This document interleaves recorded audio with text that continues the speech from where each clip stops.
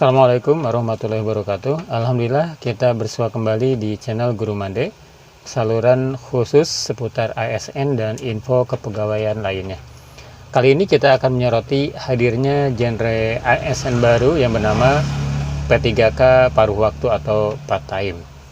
Kabar baik bagi tenaga honorer di lingkungan pemerintahan, rancangan undang-undang tentang perubahan atas Undang-Undang Nomor 5 Tahun 2014 tentang aparatur sipil negara atau ASN membawa kabar gembira dengan menghadirkan unsur baru dalam ASN, yaitu pegawai pemerintah dengan perjanjian kerja atau P3K paruh waktu.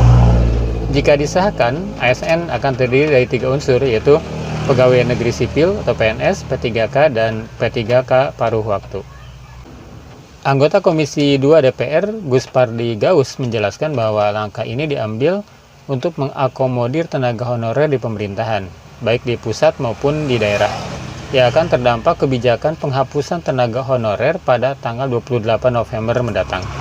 P3K paruh waktu hadir sebagai solusi agar tenaga honorer tidak kehilangan pekerjaan dan mengalami penurunan pendapatan, tanpa menambah beban anggaran pemerintah untuk belanja pegawai.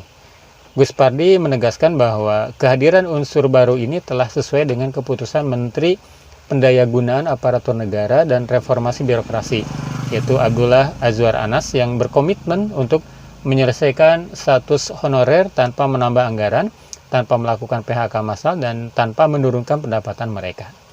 Kehadiran P3K paruh waktu menjadi solusi yang menguntungkan dua pihak atau win-win solution.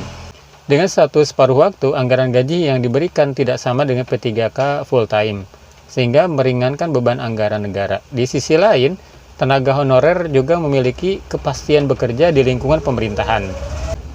Ini adalah bagian dari perubahan yang akan dilakukan dalam revisi Undang-Undang ASN.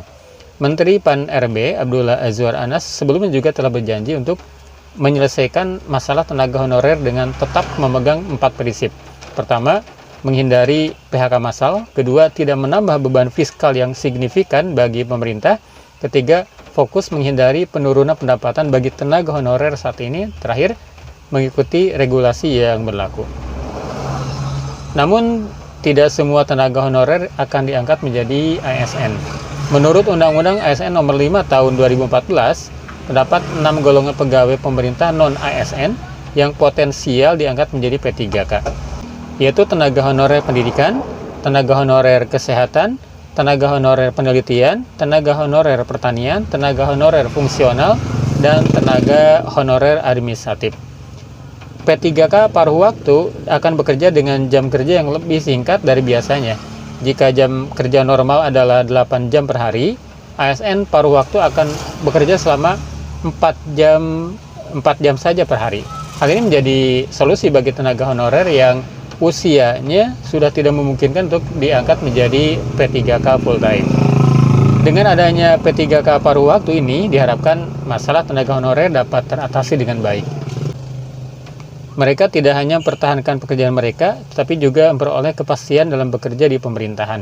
Semoga dengan perubahan ini, sistem ASN di Indonesia semakin efektif dan efisien dalam memberikan pelayanan kepada masyarakat. Pertanyaannya adalah, bagaimana caranya untuk pengangkatan honorer ini menjadi ASN paruh waktu?